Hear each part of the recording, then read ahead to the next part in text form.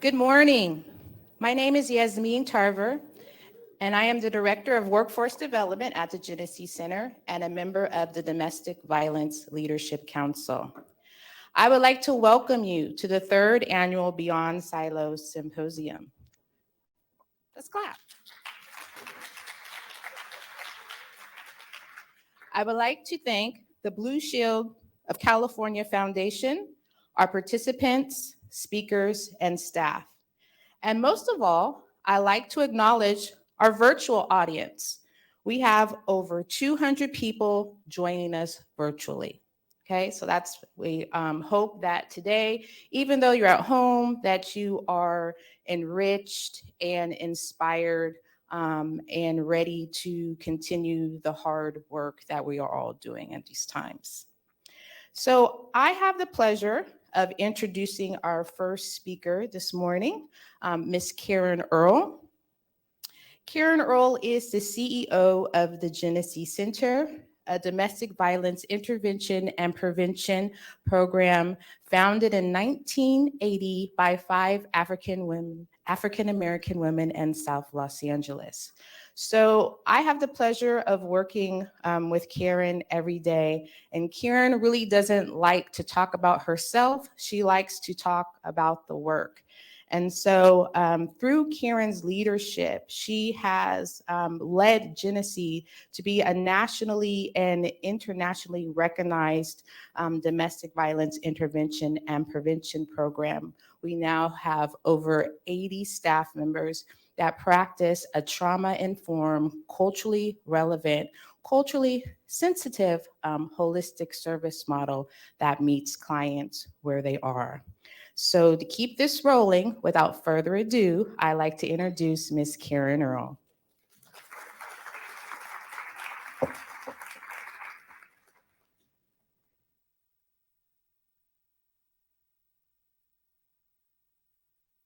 you, Ms. Tarver.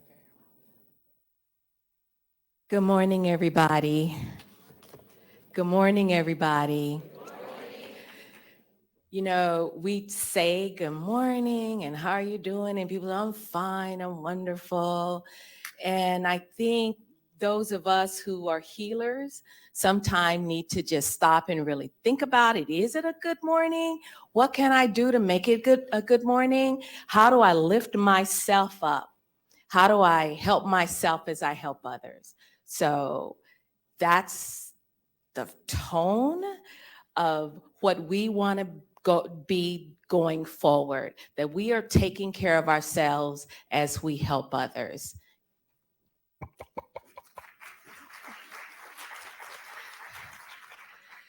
Well, I am here today to open this up and talk about Beyond Silos and what it means. I was there when it started, 2014. Blue Shield provided a statewide grant initiative bringing folk together. Early conversations, they're always thinking outside the box. What do we do if we're really serious about stopping domestic violence? What do we need to do? And it is Beyond Silos. And the goal of this is to promote cross-sector collaborations, address health disparities, improve health access and services, and just overall move beyond the silos. Many, many days, this planning committee, I know for sure, we're in Jennesse's conference room, meeting. And I really want to acknowledge them. Yasmin Tarver from Jenesse Center.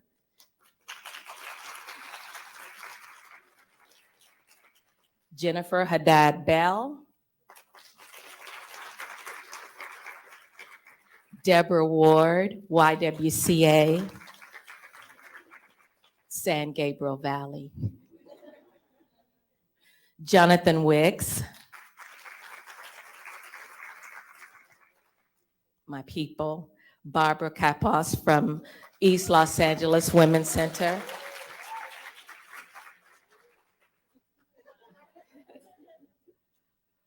Rebecca Melendez, East LA Women's Center, Kate Marr from Community Legal Aid, Southern California. We don't get to move beyond anything unless we have people dedicated, working in groups where no cameras, they're just working, committed to making the change. And we're very honored that they put in that work when nobody's looking to make sure we could have a day like today where it's grown and we're taking issues and conversations that are not popular and making them popular, because we all wanted the same thing, to ensure that families can live in peace. And we do a lot of work in this silo, moving beyond silo to make sure we're changing the world, changing how clients receive services, and that their lives are changed. And one of the things that we're going to focus on going forward is how are all of the system members working together? How are the nonprofits? What is the relationship and government funders? How are we partnering to that the healers are taken care of? And that partnership, and that is bringing that from beyond the silo, larger company.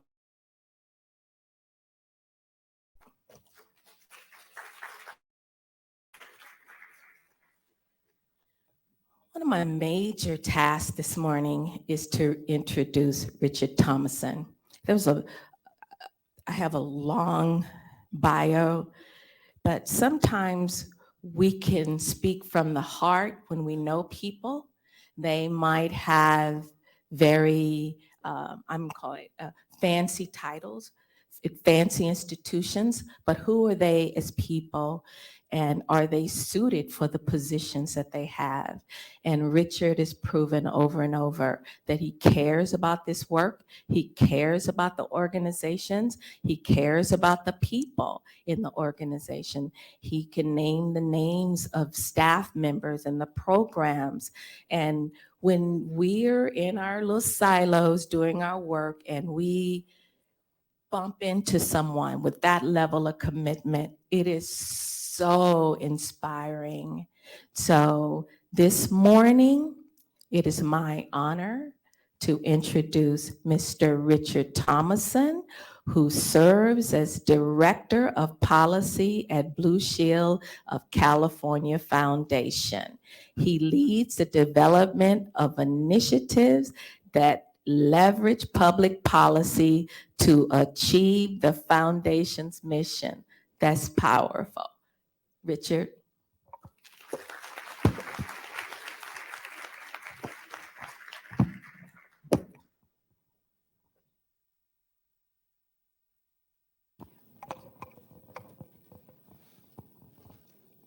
Wow, Karen, thank you so much.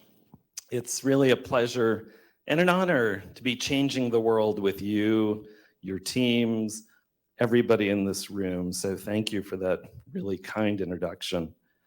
So I'm really pleased to be here with the Leadership Council and all of you as we think about working beyond silos to break the cycle of domestic violence. I want to express my deep appreciation for the Leadership Council, the LA County Department of Public Health, the Board of Supervisors, and all the organizations and survivors in this room for your leadership in this work. I'm really excited about today's sessions. I hope you all are too. And I'm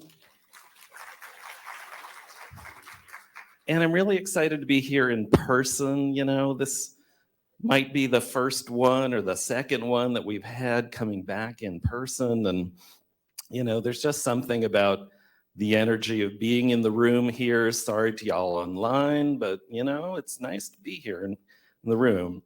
And just the energy of talking to all of you and hearing you in person. So I'm really looking forward to all of those sessions. And I hope they will inspire us to create new partnerships and new strategies that improve the health and well-being of survivors and families across the county.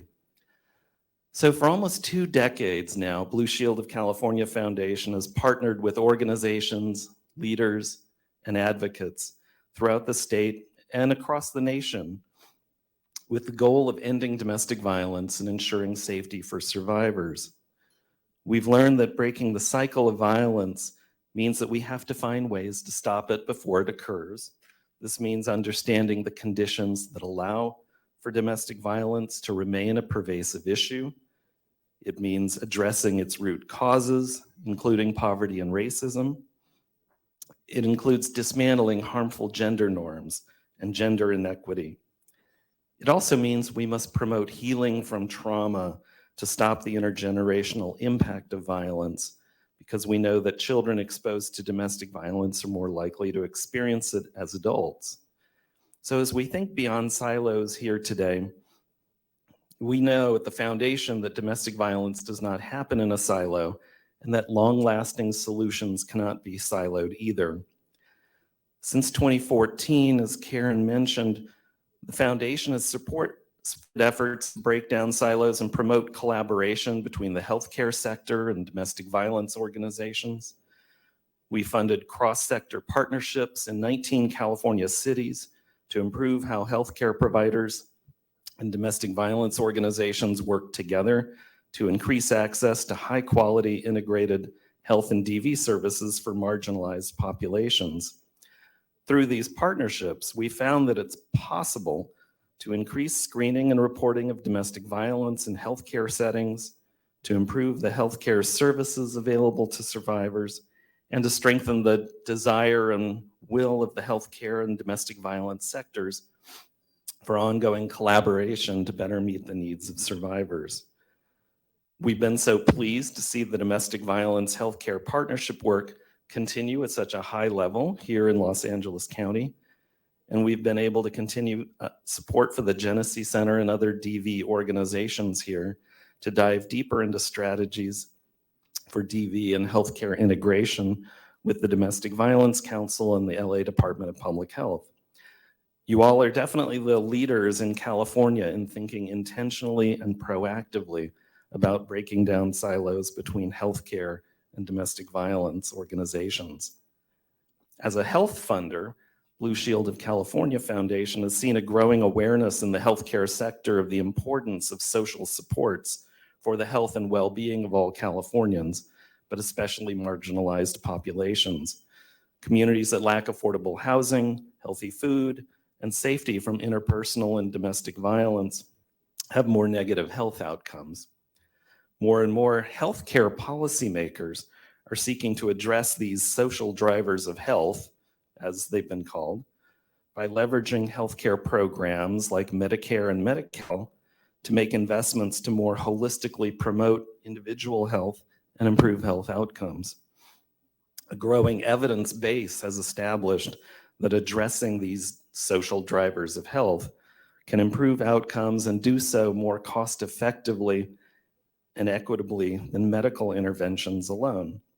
In particular, California's Medi-Cal program has begun an ambitious new project called California Advancing and Innovating Medi-Cal, or CalAIM, to invest billions of dollars to extend supports and services for Medi-Cal enrollees beyond hospitals and clinics, directly to communities and community-based organizations. The state's vision is to meet people where they are in life, address social drivers of health, and break down the silos of healthcare. So in response, last year, the foundation began working with the Mathematica consulting firm, Futures Without Violence, the California Partnership to End Domestic Violence, and some of you in this room to imagine how Medi-Cal could do a better job in addressing and preventing domestic violence. Last November, we released an issue brief recommending that the state healthcare providers and managed care plans invest more deeply in promoting education about domestic violence, in addressing the social supports that survivors need, in expanding access to behavioral health services for survivors, and in supporting survivors' privacy and confidentiality needs. If you'd like to read it, you can find it on the Foundation's website. And our Mathematica partners will be here this afternoon, and we'll be talking about the work at an afternoon session here at the symposium. So we think there's really tremendous opportunity for better meeting the needs of survivors if we continue to partner with you, with policymakers, and with providers and plans to develop strategies and pathways to break down the silos between healthcare and DV organizations. Now, we've learned too that there are significant challenges in this work that must be overcome, especially around ensuring survivor privacy and safety. So we know that these are very key issues to address. Earlier this year, we were pleased to extend our support for the Leadership Council and its work for 2 more years on to 2024. The goal of this work is to promote prevention, intervention, and systems change with an equity lens, to make sure the voice of survivors and lived experience is central to this work, to share best practices and lessons learned for integration widely across organizations in the county. So thank you all again for being here today. And to promote more cross-sector collaboration between health and DV organizations. Domestic violence is a health equity issue that requires a broad range of solutions to ensure healing and prevention. Public systems, such as our health, housing, employment, and criminal justice systems, can and must be more responsive to the priorities and needs of the communities most impacted. So I really look forward to learning from you both today and in the work still to come about the opportunities and challenges you see in your community to align healthcare services and programs to better meet the needs of survivors. Thank you.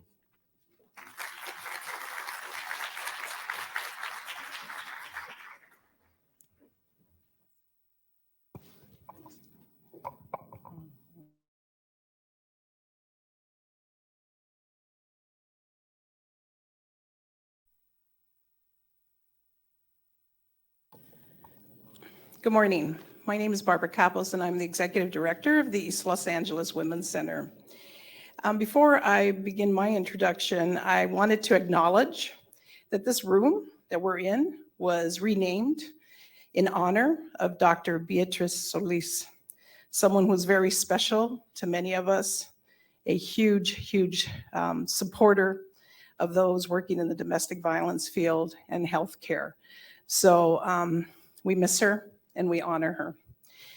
So today, I have the privilege and the honor to introduce Supervisor Sheila Kuehl. She was not able to be here in person. However, she has sent a pre-recorded message welcoming everyone today. And I know most of you know the supervisor. However, I just wanted to say a few words about her background. She was first elected to represent Los Angeles County's 3rd District in November 2014 and was re-elected in her 2nd term in November 2018. As a member of the Los Angeles County Board of Supervisors, she has led the way and worked on many initiatives and motions to improve people's lives and reform systems in the county. Before her service on the board, Supervisor Kuehl served 8 years in the California State Senate and 6 years in the California State Assembly. She was the first woman in California history to be named Speaker Pro Tempore of the Assembly and the first openly gay or lesbian person to be elected to the California legislature. Prior to serving in the legislature as a public interest attorney, Supervisor Kuehl drafted and fought to get into law more than 40 pieces of legislation relating to children, families, women, and domestic violence. Supervisor Kuehl will end her 2nd term this December. We thank you, Supervisor, for your many years of service and for fighting for equity and justice for all. And here's her message. Welcome. I'm Supervisor Sheila Kuehl, and I'm so glad that you've organized this symposium to discuss the intersection of domestic violence and public health and the need to get beyond silos. As many of you know, intimate partner violence is an issue that I've devoted many years to, and over the last 50 years, we've made progress. Back in the early 1970s, there were no shelters for victims of intimate partner violence. And one of the cases that put California Women's Law Center, which I helped to co-found, on the map was a woman who called the police to ask for help and was told law enforcement couldn't help her until her husband arrived. He did arrive, and she was murdered. Those were the bad old days. But as we see all too frequently, whether during the confirmation hearings of Judge Kavanaugh or the LA Sheriff's first act in office to reinstate a deputy who stalked and physically abused his partner, or the Dobbs decision, we have a long way to go. As many of you know, the county has two primary programs serving survivors.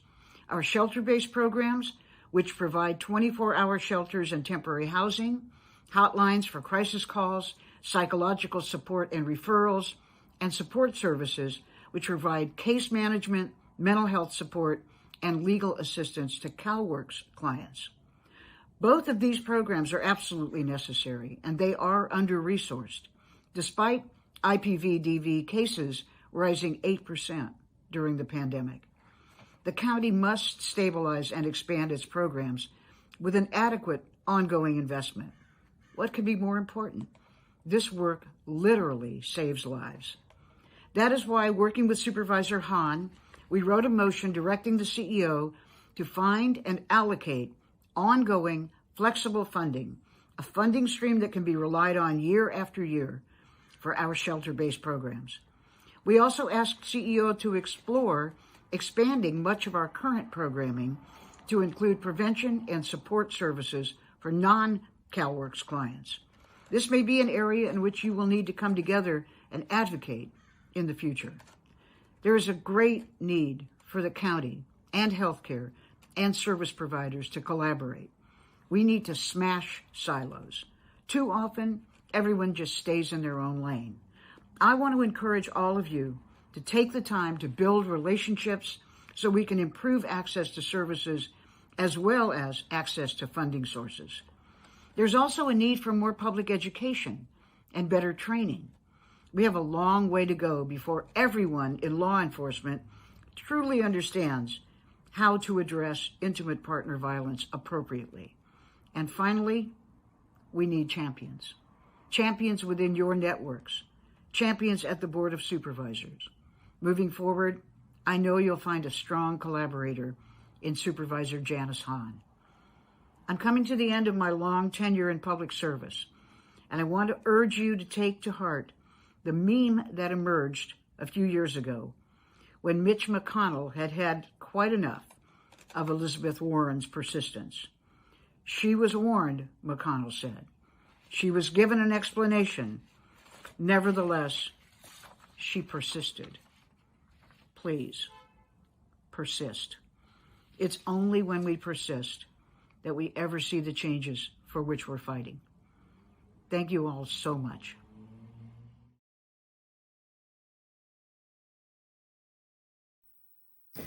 Good morning. My name is Deborah Ward, and I am the Chief Executive Officer for the YWCA of San Gabriel Valley. It's a pleasure to be with you this morning. I have the distinct pleasure of introducing our keynote speaker this morning, who is Miss Margaret Mitchell, the current CEO of the YWCA nationally, USA. She has a proven track record as a transformative leader in creating competitive breakthrough strategies. She communicates vision, purpose, and core values. Margaret strives every day for personal and organizational excellence.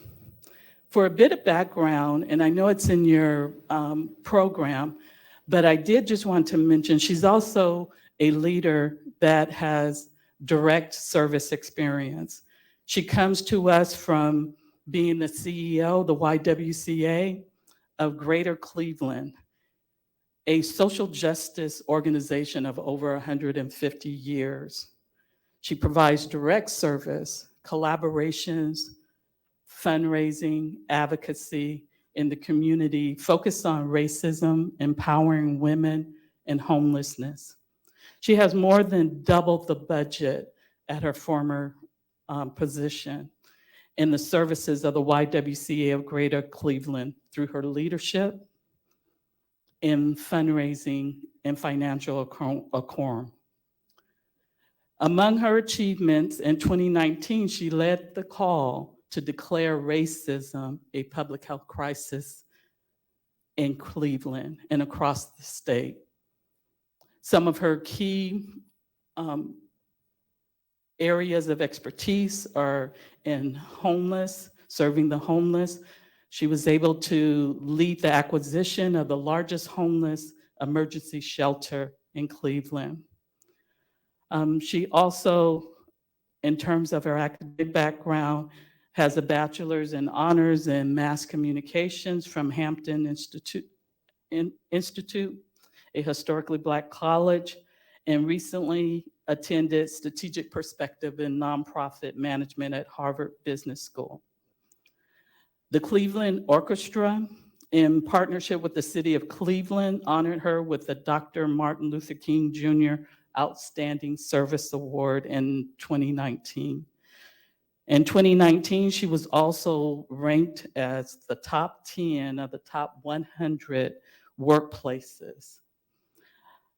She's a transformative, she is a leader, she is someone that walks the walk and talks the talk.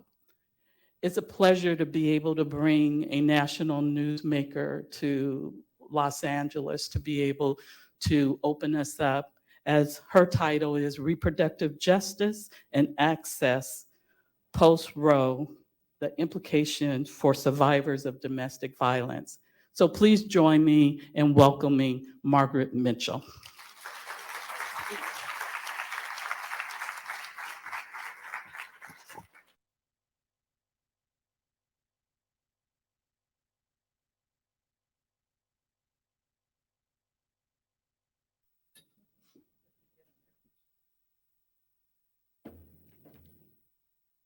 It's a delight to be here with you all. I'm really excited for the opportunity.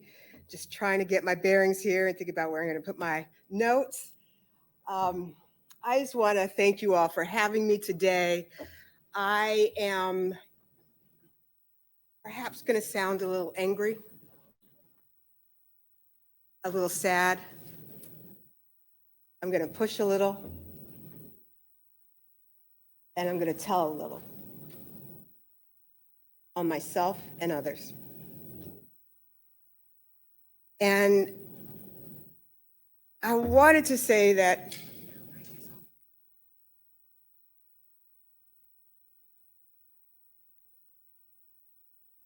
am I here?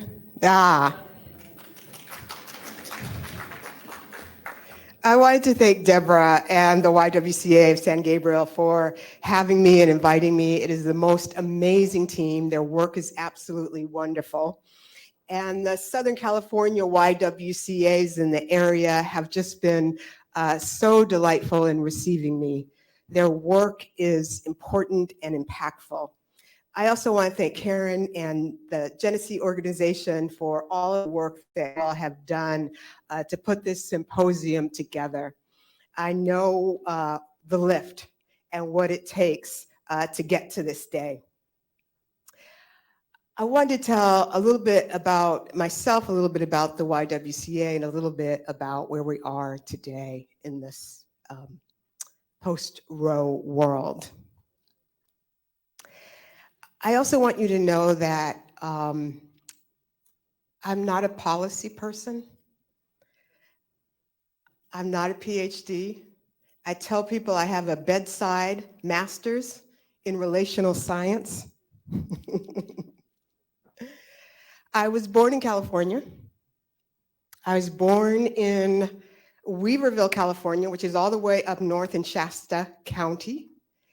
When I was born, They rang the bell for the school children to get out of school to come and see the first Black child. I'm sure they didn't even call me a Black child, right? Born in that hospital. They let the kids out of school.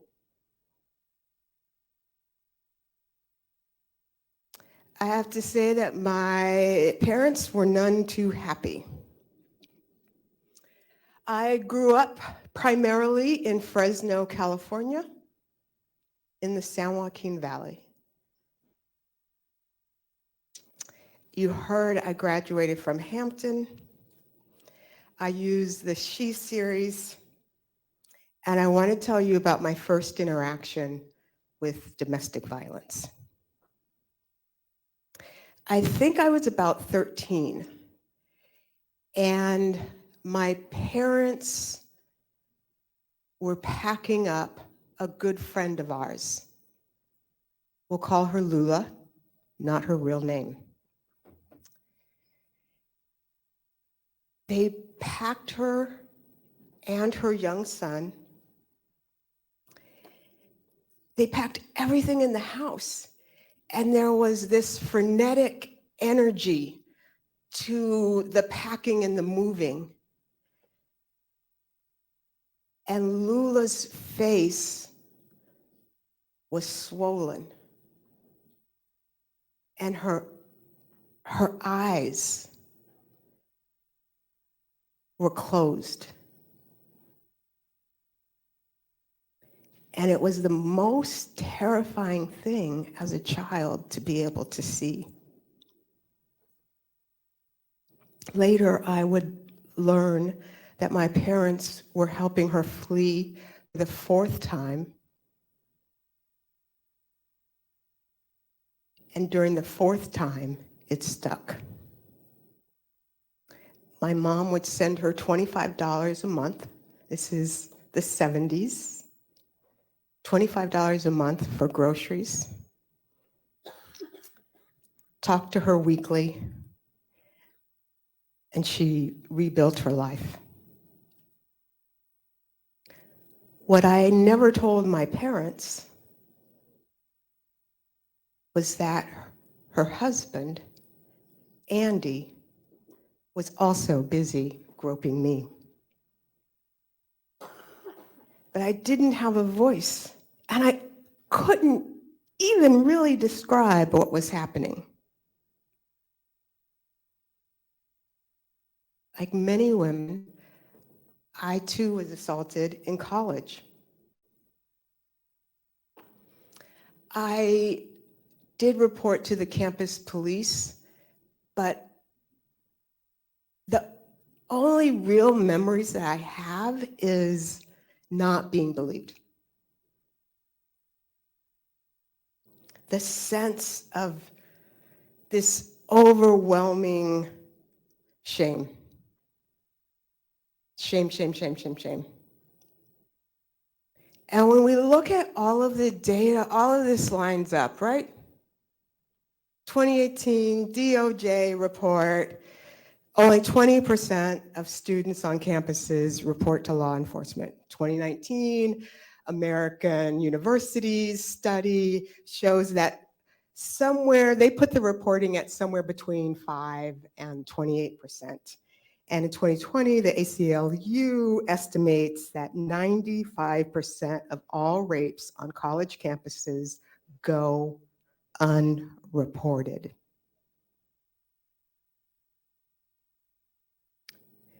If we just stayed a minute with that college track, we know that college healthcare centers provide Plan B pills.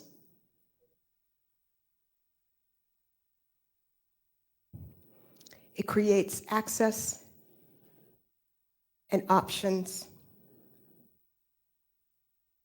Choice always elevates justice. And today, on college campuses, we can see all of that slipping away. A post-Roe world is going to have a detrimental effect on all individuals with uteruses. We can't necessarily see how everything will unfold at this time, but we know we must break down the silos in order to really understand a clear path forward. I want to talk just a little bit about the YWCA, which nationally is 164, 65 years old. And when the YWCA was started, the business of the YWCA was really what we called the bed and bread business. Bed and bread. The W in YWCA stands for women. So for 160 years, we've only served, our primary focus has been serving women and families. Founded in 1868, this is shortly after the Civil War, mail is being delivered by Pony Express, and the focus is on unwed mothers. Now, we really don't get all the way into the truth of what's happening, and isn't that so American? We can romanticize unwed motherhood in 1868 and what that means. But the truth is, we should really think about primarily young white women who are unwed as thrown away.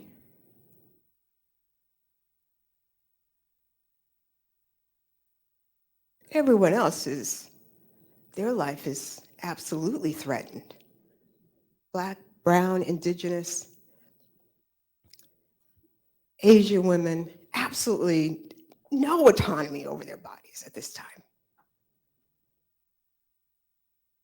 You can see this thread of the YWCA wanting to save the lives of unwed mothers.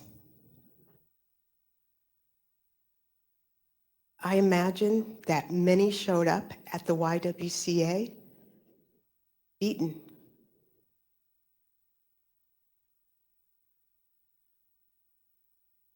There wasn't language.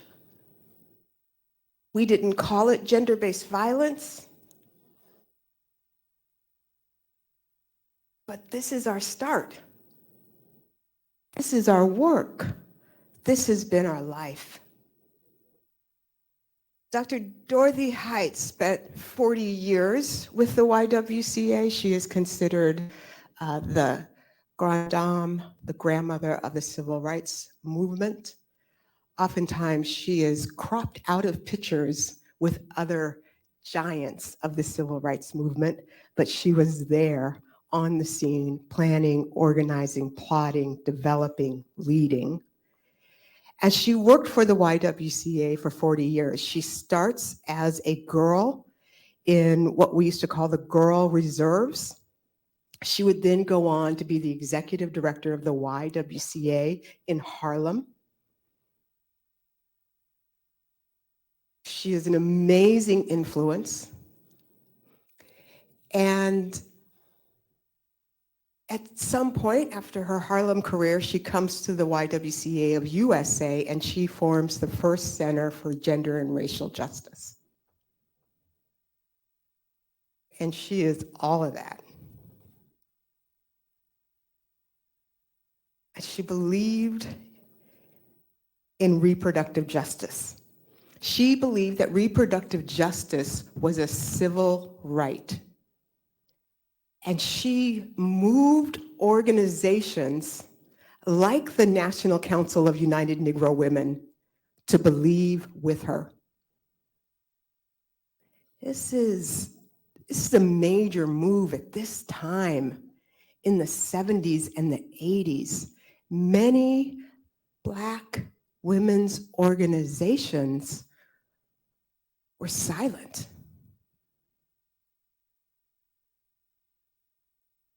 Oppression keeps us silent. But she stood out. The one thing you have to understand about the YWCA is that our work is always focused on belonging, believing, and becoming. And we do this through a racial equity lens. We recognize that we cannot be at the intersection of gender without understanding the impact of the intersection of the pigmentocracy of the color of one's skin. When you walk into a YWCA, wherever you are in the world, you belong. You are welcomed. And we believe in justice. And we want everyone to be equal and free. You know, I don't know why we don't tell the truth. I don't know why we don't tell the full story.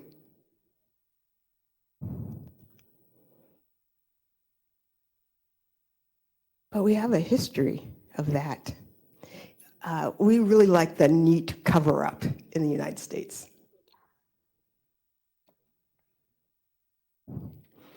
We think that the West was one. We're not willing to talk about the attempted brutal genocide of indigenous people on this land, the raping and pillaging of women for capitalism. We are not willing to tell the truth about slavery in this country.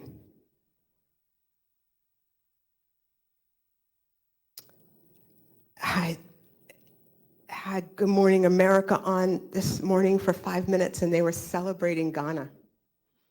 And a new movie, The Woman King, is coming out.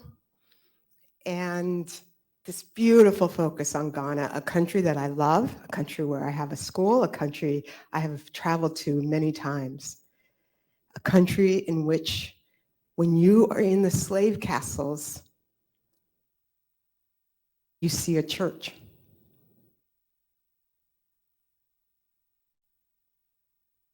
In every slave castle I've been in, there's a church.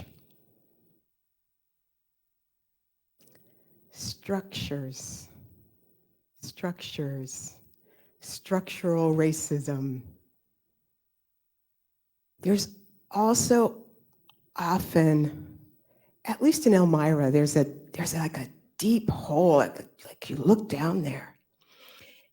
And there was a pulley system. So you have to remember that, slavery is sort of out of West African countries.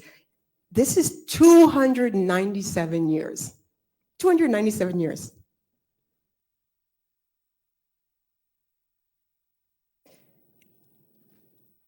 And in this deep well, the officers would identify women that they wanted. They'd be plucked, they'd be strung up, and then they'd be dipped in this well and then hoisted back up to the officers.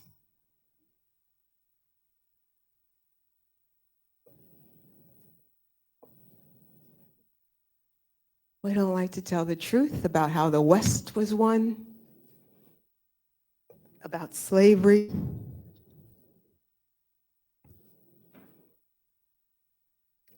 about Japanese internment. Deep denial is a trademark of our continued lie. Distorted disbelief. It allows gender-based violence to thrive. Gender-based violence in the United States is entertainment. So this show, like Game of Thrones, and there's oh, winter is coming, and people would say to me, "Oh my gosh, you haven't watched Game of Thrones?" And you at some point you just feel like you're missing out on something, right? That's FOMO, right? Fear of missing out. So I don't know, maybe a year ago, I thought, okay, I'm going to watch Game of Thrones. I get 15 minutes in and I'm like, what the?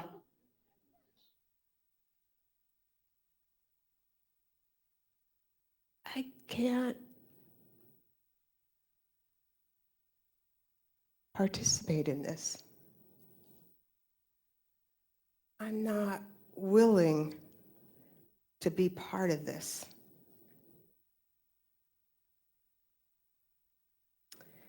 So I want to share a few thoughts on the intersection of gender violence and Roe. And I am just speaking as a woman, a survivor, a CEO of a national movement, a direct service provider, all of those things. And somebody who is always fighting.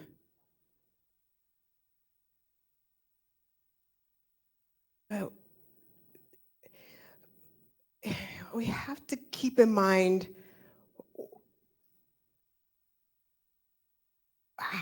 who we're fighting and how we win strategically. Remember, just as a little side note, as the pandemic hit and I was in Cleveland we had the largest women's shelter, about 200 women a night experiencing a crisis in their housing and were seeking shelter. And of course, as the pandemic hit, there was an opportunity after we had complained and written and discussed and lobbied to have additional space for women in terms of dignity and an opportunity to be sheltered well. The pandemic sort of forced an opportunity in which we had to move large amounts of women out of that shelter. And the county, Cuyahoga County, identified a motel for us to be in. And so the women were moved, and I remember going to the motel, which had no Wi-Fi. No Wi-Fi. And was the known motel for sex workers in the area. And so I called, I wrote, I talked, and nothing happened. 3 weeks later, our women are still in this motel. And sat down with the team and said, we need to create a scenario in which the system, the structure, the county can't say no. to where we want to go. And so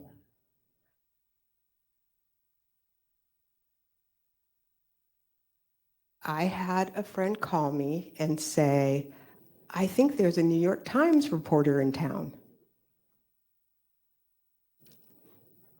So then I called the county and I said, I was just told that there might be a New York Times reporter in town who wants to do an interview with me, and wouldn't it be absolutely horrible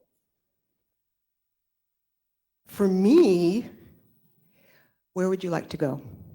When would you like to move? The intersection of sexual assault and reproductive access is treacherous today.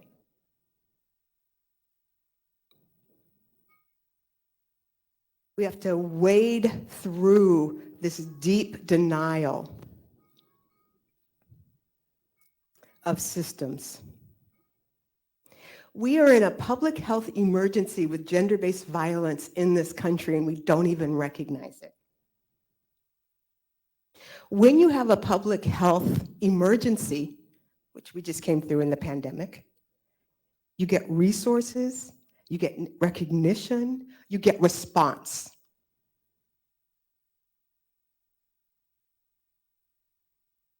The intersection of sexual violence and reproductive injustice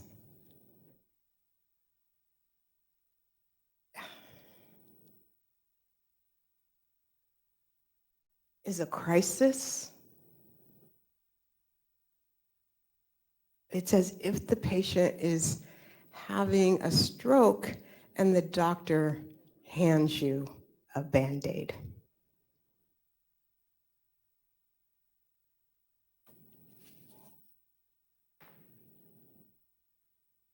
So how do we engage in the reality of where we are with Roe being overturned?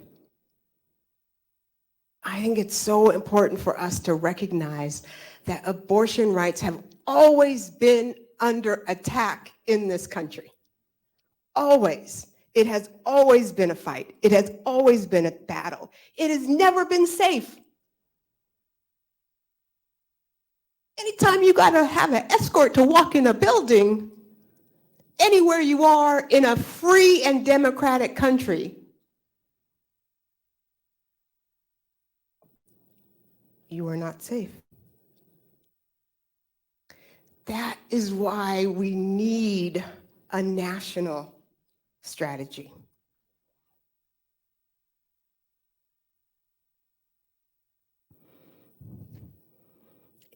It is not safe to be a woman in the armed forces. It is not safe to be a woman with darker skin. It is not safe to be a woman with economic disadvantage.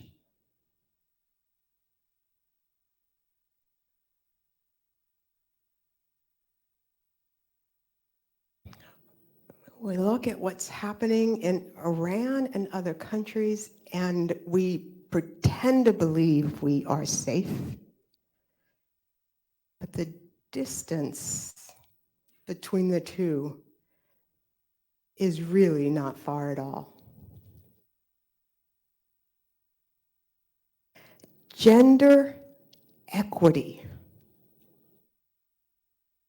Gender equity is a vital ingredient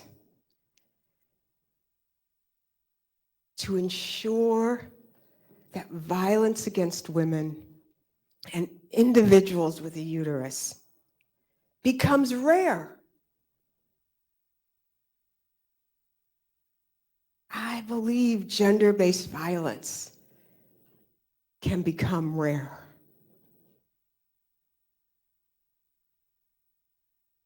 There is social science on gender equity. Sometimes it feels like we have completely given up on wanting to attain gender equity. The science actually says that we should achieve gender equity in 100 to 130 years based on the past trajectory.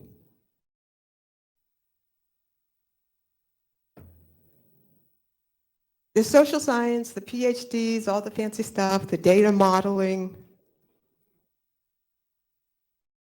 equity, 130 years. So, I mean, we could just let the clock run.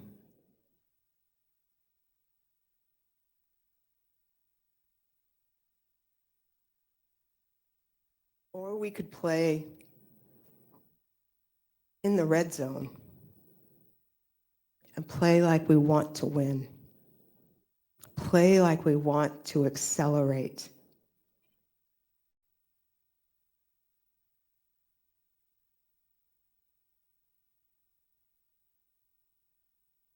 But that really hasn't been how we roll.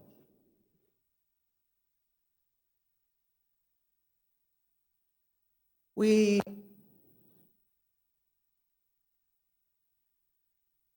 have understood health disparities for a very long time. Long time. Social determinants of health, end of the 70s. And for the most part, they're all sort of pointed downstream at the people, like they can fix it.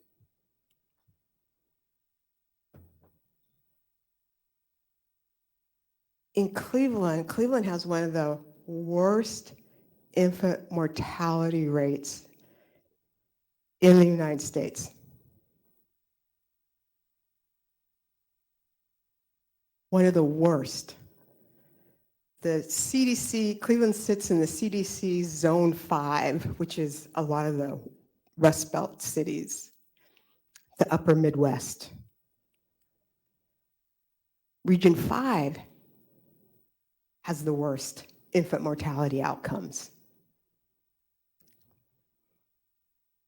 And so we built collaborations and coalitions and conferences and did all that work around infant mortality. And one day I just thought,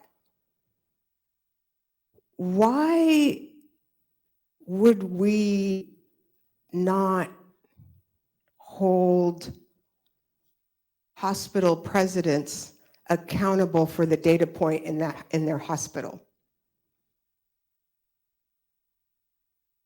So when you're in Cleveland, there are like some world-class hospitals there.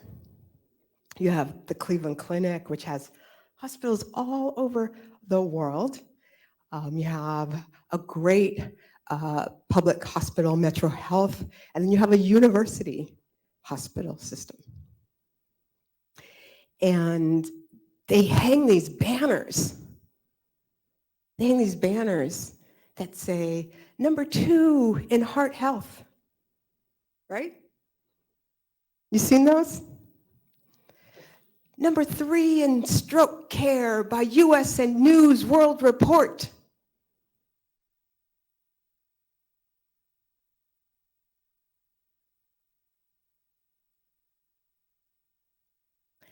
Now, I haven't seen the contract of a hospital president. I imagine it's 50 to 100 pages. I haven't seen their KPIs or their performance indicators. I'm just going to guess, like you, that there are indicators there that support and drive maintaining #2 in heart health. #3 in stroke care, being at the top in delivering these health systems. And so I remember saying in a meeting like, oh, yes, let's do all of these things downstream, but we also have to do all these other things upstream, and I'm going to make an upstream recommendation on something that we could do. And, you know, people actually kind of said to me like, shh, shh, shh, shh. Or they would say, hey, how is that hospital president responsible for, you know, a mother that comes in that blah, blah, blah, blah, blah, blah, blah. Well, somebody comes in with a heart attack.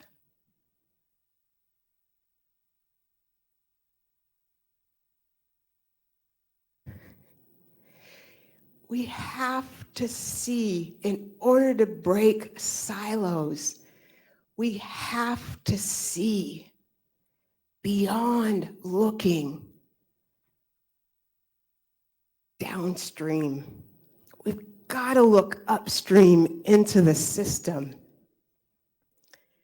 We have to be able to recognize and understand the seriousness, the significance, and the systematic role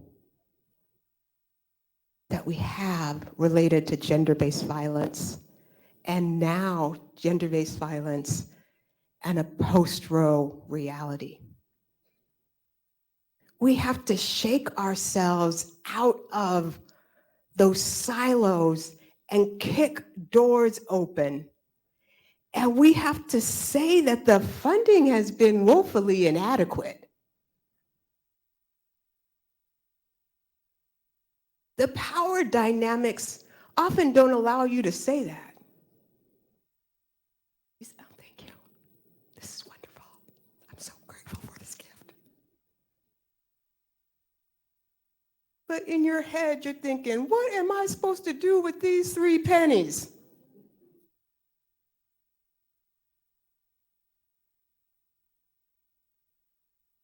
You respond to a crisis appropriately. Unless, of course,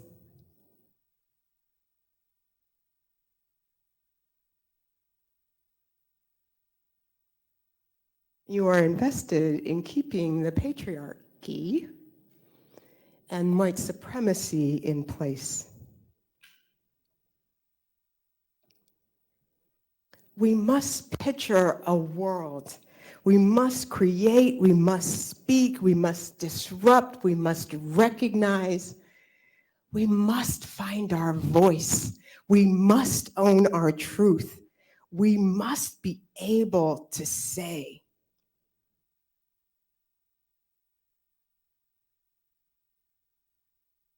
it is not right.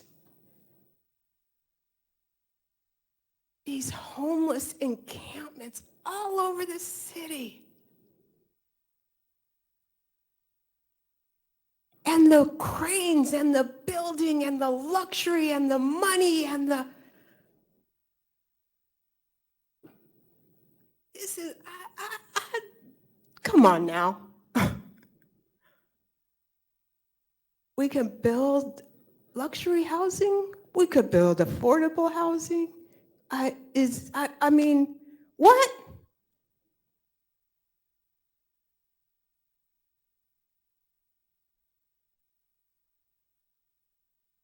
We must demand the developers, the syndicates, the tax credits. It's all there. Turning around gender-based violence and Roe is going to require us doing what we haven't done before.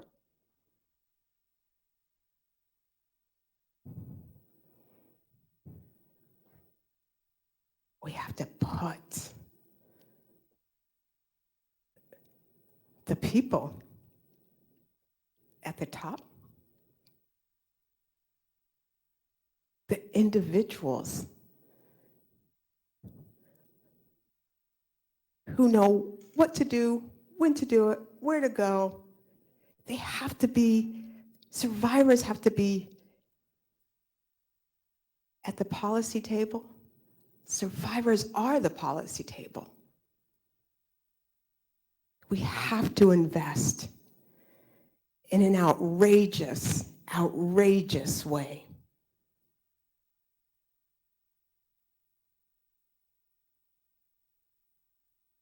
We must invest in the people.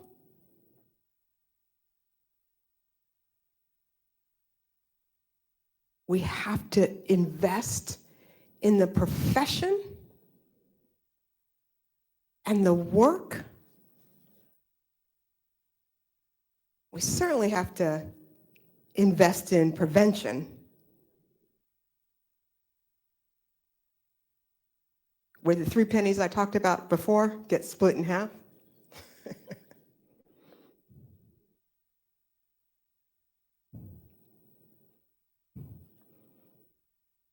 And we have to be willing to tell the truth.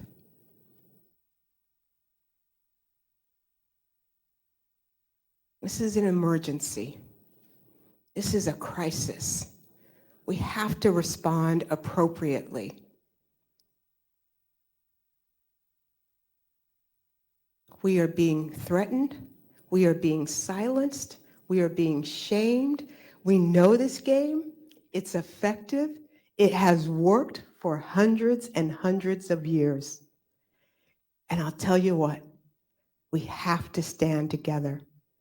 And we have to make all the systems and structures invited to the table to be accountable with us. Next year, when you hold this summit, let's invite more power to the room. And let's transform who has the power.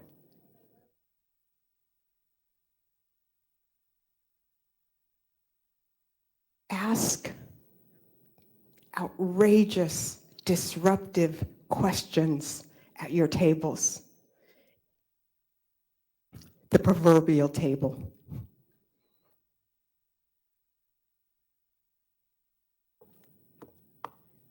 Change is not given. It's demanded. It's fought. Women around the world are fighting and speaking, and they are inspired by all of you, as am I. And so, in closing, I just want to say,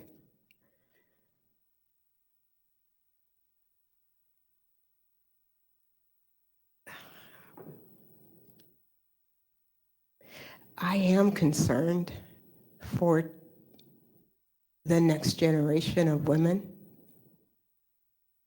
I'm afraid we can't say we can't go back. We are back. But we never had really good footing to begin with. So I want to encourage us not to keep on, I want to encourage us to keep on keeping on, but to not keep doing what we've already done. We need to bring others to this table to share power and disruption and change for the women and girls of California and the women and girls of this country. Thank you.